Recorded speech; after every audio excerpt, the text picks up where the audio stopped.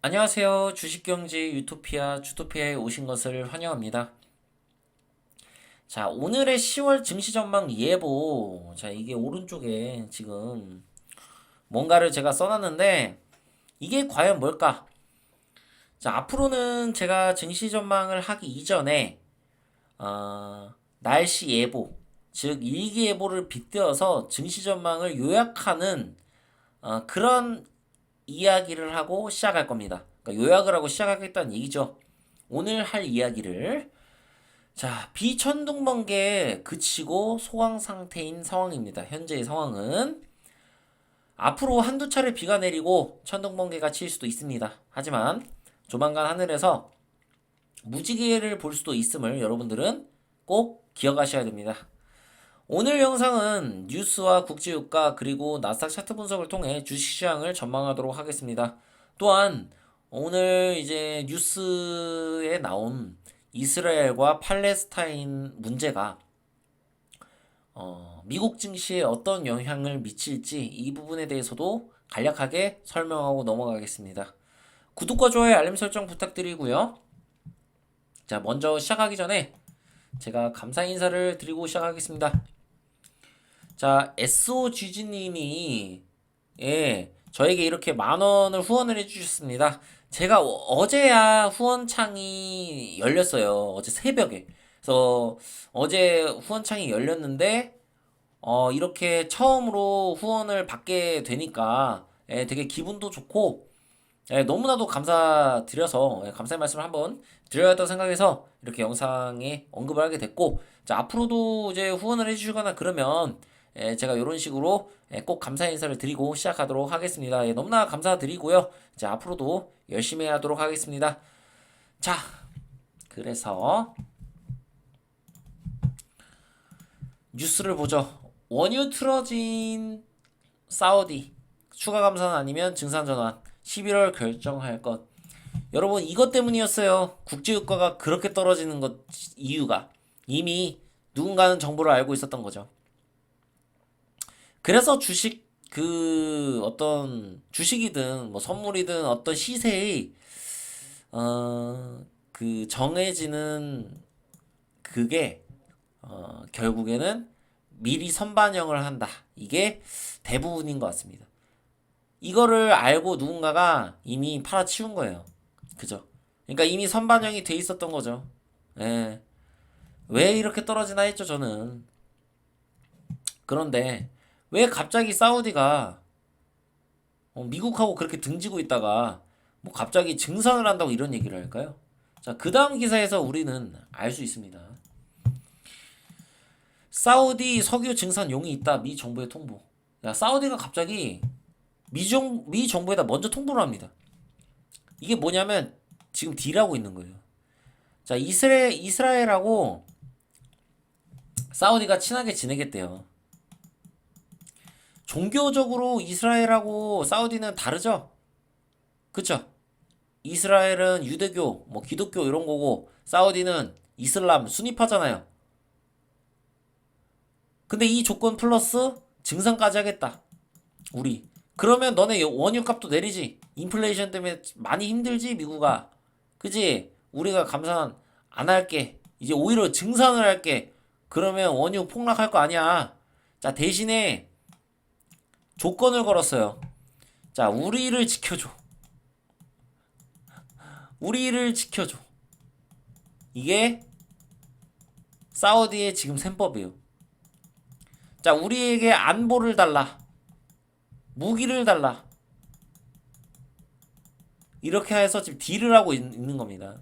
이 딜이 어떻게 성사될지는 모르겠지만 지금 이 기사가 나오기 전에 이미 세력은 뭔가를 알고 있었던 거고 그래서 유가가 떨어진 거예요.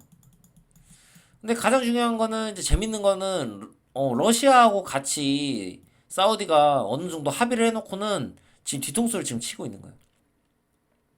그러니까 외교적으로 러시아하고는 이제 관계가 악화될 수밖에 없어요. 어느 정도는. 예, 네, 어느 정도는. 그럴 수밖에 없습니다. 중국도 약간 모르겠어요. 이거는 셈법을 약간 사우디가 이번에 브릭스나 이런 거 있잖아요. 실질적으로 뭐 자기들이 지켜보니까 이거 오합지졸이고 약간 미국이 역시 짱이구나. 미국이 이렇게 생각을 한 것 같습니다. 이번에 브릭스 뭐 한 게 아무것도 없잖아요. 그쵸? 그리고 중국이 무너지고 혼자 비구위안 해가지고 터져가지고 혼자 눈탱이 밤탱이 돼가지고 지금 누워있고 어? 지금 사우디 혼자 지금 약간 낙동강 오리알 신세가 좀 된 그런 느낌이에요. 그래서 미국한테 이런 딜을 통해서 이득을 얻고 다시 한번 미국하고 친하게 지내려고 제가 봤을 때 손을 내미는 거라고 생각합니다. 저는 이 결과가 어떻게 될지 모르겠지만 오늘 큰 사건이 하나 터집니다. 자, 이스라엘이 반격을 개시했다. 여러분들 속보 보셨죠? 이스라엘하고 팔레스타인하고 한번 지금 맞짱 뜨고 있어요. 자, 이 맞짱 뜨는데 누가 이기냐 이제 일단 이건 중요한 게 아니에요. 어, 이거는 일단은 제가 적중률이 이거에 대해서 제대로 분석을 하고 있는 건가 좀 의문이 들지만 여러분들이 뭐 뉴스에서도 지금 못 본 내용을 제가 얘기하고 있다 보니까 일단 미래에 어떻게 되는지 며칠 뒤에 이것만 좀 지켜봐 주세요. 아, 저도 한번 두근두근 되니까. 저는 이제 기본적인 제 그냥 상식 가지고 여러분들에게 설명드리는 거예요. 자, 제가 알기로 팔레스타인하고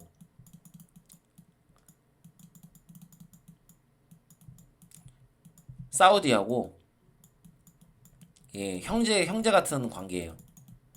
왜 그러냐면 둘 다 순위파예요. 순위파.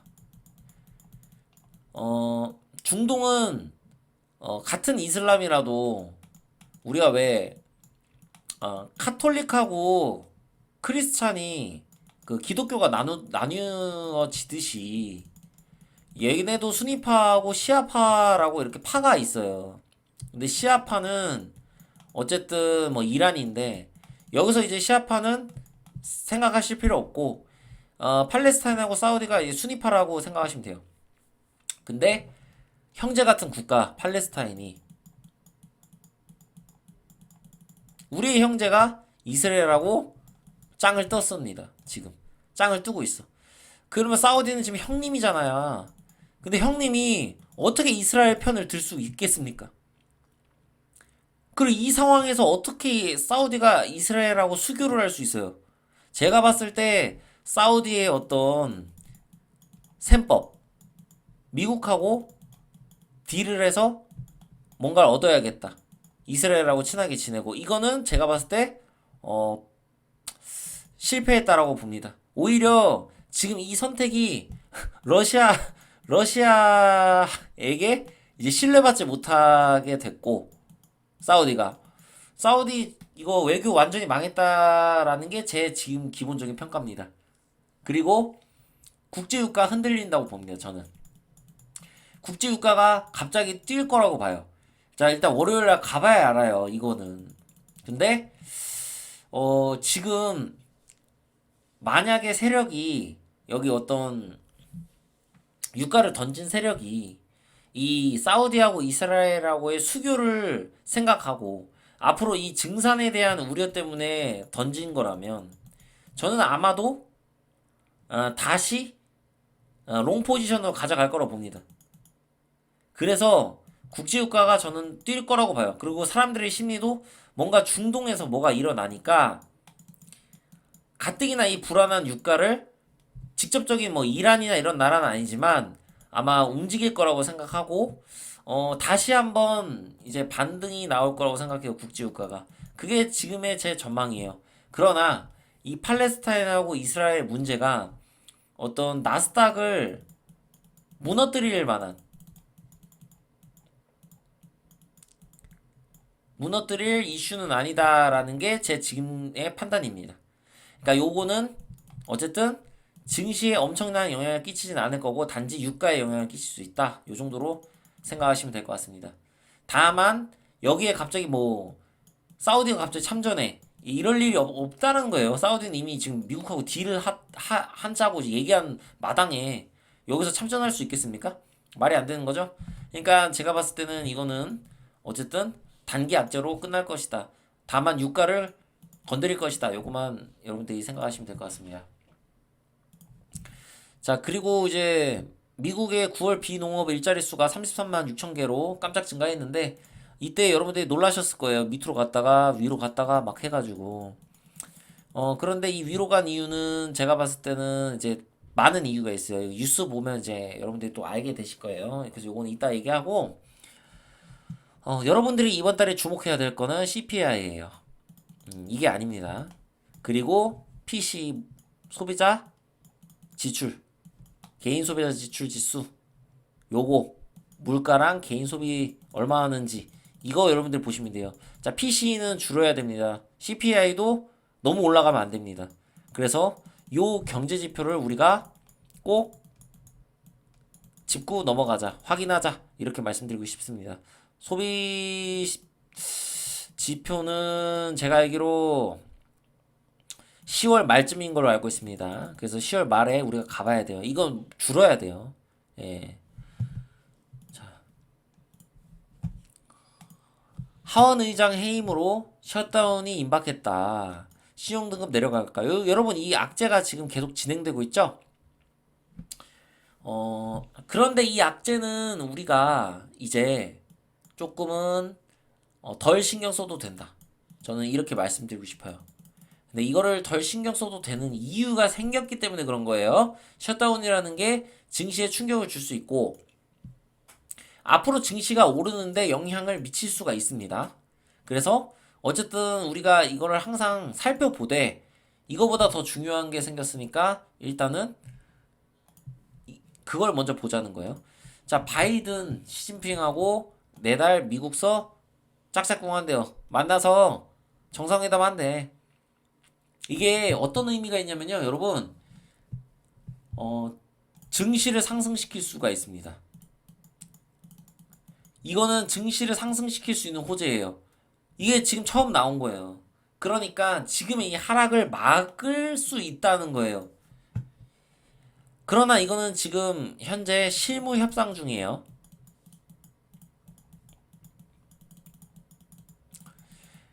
이 실무 협상이 마무리가 이제 돼야 돼요. 되면 사실상 정상회담이 열리는 거고. 정상회담이 열리면 뭔가 나옵니다. 뭐라도. 뭐라도 양국이 얻어갈 거예요. 근데 미국이 얻어갈 게 더 많을 겁니다.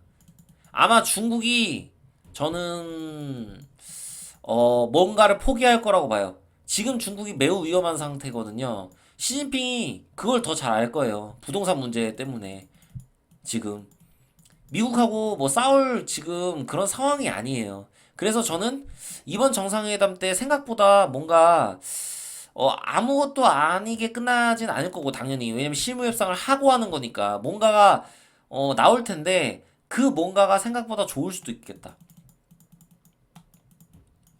만약 그렇게 될 경우에는 한국 증시에도 영향을 미치고 미국 증시에도 영향을 미칩니다. 그리고 여러분들이 아셔야 될 거 내년에 미국이 대선이 있죠. 그렇기 때문에 바이든은 재선을 하기 위해서 어떻게든 무언가를 해야 돼요. 지금의 상황에서. 그것 중에 하나가 미중 정상회담이에요. 이걸 통해서 무언가를 얻어낸다면 바이든이 그리고 이거를 잘 타협해서 뭔가를 잘 마무리 지을 수 있다면 그러면 바이든이 이제 재선을 할 수도 있는 거죠. 그래서 그 재선을 위해서 바이든이 아마 이거에 많은 공을 들일 겁니다. 그 시진핑도 그냥 아무 생각 없이 이걸 하는 게 아닐 거예요. 그래서 이 부분을 여러분들이 잘 생각을 하고 계셔야 됩니다. 앞으로도 요거에 대해서 제가 말씀을 쭉 드릴 거예요. 자, 이제 유가 선물 차트 볼게요. 자, 국제 유가가 이렇게 떨어진 이유에 대해서 우리는 어느 정도 이제 눈치를 챘습니다. 아, 이 역시 세력놈들은 다 양아치야. 누가 여기서 연락에 어? 다 여기서 청산한 거예요. 쇼패팅하고 막. 응, 다 알았지, 이거.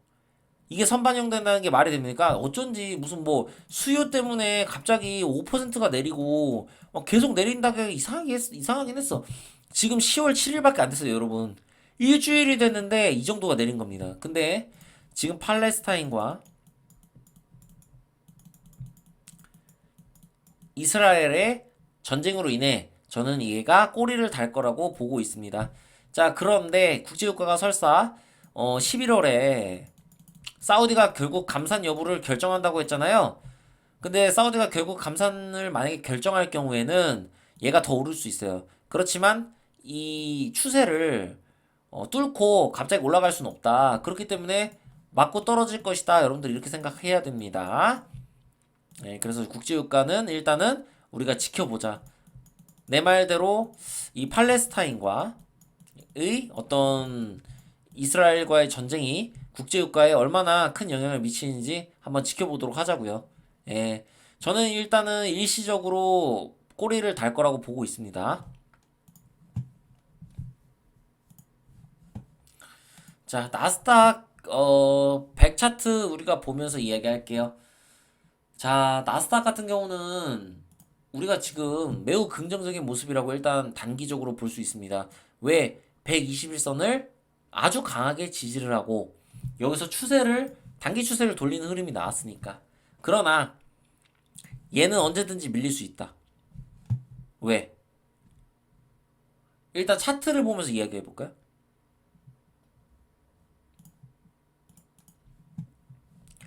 차트를 보면 위에 61선이 지나가고 있습니다. 여기서 61선을 한번 뚫어서 내려왔지만 제가 봤을 때는 여기도 지금 저항 구간인 상황에서 이걸 한 번에 뚫는 거는 저는 어렵다고 봐요. 지금 상황에서. 그러니까 얘가 결국 이렇게 맞고 떨어지거나 아니면 월요일날 바로 떨어질 수도 있죠. 뭔가 이스라엘과 팔레스타인의 문제 때문에. 결국에는 지금 우리가 시장을 접근해야 되는 방식은 10월은 어쨌든 지지부진할 수가 있겠구나. 하지만 우리가 앞서 뉴스를 봤지만 호재가 하나 나왔잖아. 미중 정상회담. 그러면 우리가 추가 하락을 가능성이 낮다라고 우리가 일단은 판단을 해야 돼요. 여기가 바닥일 수 있겠다. 일단 이렇게 생각할 수 있습니다. 지금 현재 생각 정도. 추이를 지켜봐야 돼요. 그거는. 근데 분명히 말씀드립니다. 그렇지만 만약에 여기서 한 번 더 하락이 나온다면 이거 패닉셀이거든요. 저는 이 패닉셀이 어떤 악재가 금융위기가 아닌 이상은 금융과 관련이 돼 있지 않은 이상은 여기가 바닥이라고 저는 생각합니다. 그러니까 지금 현재 기준으로 거의 바닥이거나 추가 하락이 있더라도 거기가 바닥일 가능성이 높다라는 게 지금 제 판단이에요. 결국에 지금 상황에서 거의 뭐 조정이 끝났고 이제 길어봐야 10월 말이나 아니면 11월 초까지일 거라고 저는 생각하고 있습니다. 차트를 봐도 그 안까지 가야 돼요, 무조건. 그렇지 않으면 이게 밀릴 수가 있어요. 그러니까 지금 10월과 11월이 굉장히 또 중요한 그런 달이 되는데 이 상황에서 지금까지 제가 뉴스를 보면서 정리한 거를 토대로 말씀드리면 유가, 셧다운, 미국, 미중 정상회담. 크고 굵직한 악재와 호재가 지금 상존하고 있는 거예요. 그런데 설마 유가가 오르고 셧다운이 진행되고 미중 정상회담이 부러지는 이런 상황이 과연 나올까요? 저는 아니라고 보거든요.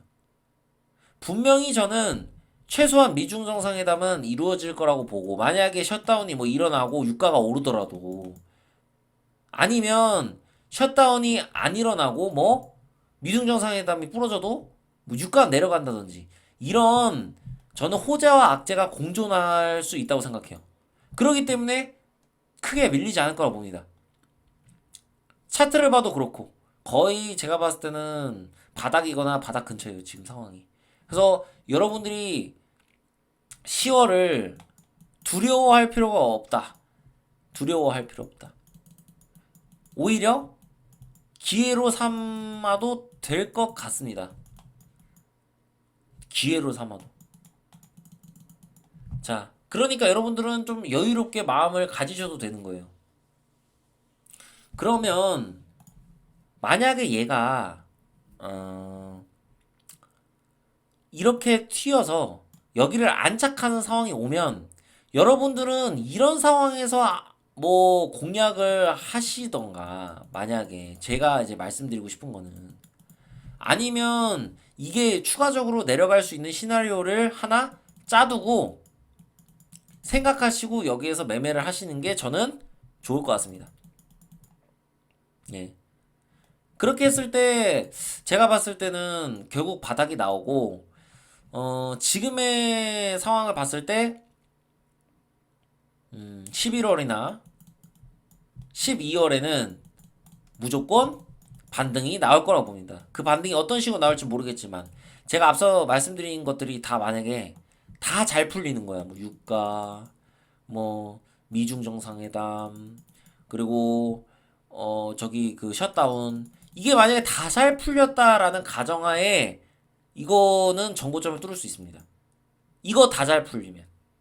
예, 여기까지만 말씀드리고 오늘의 시황을 끝내도록 하겠습니다.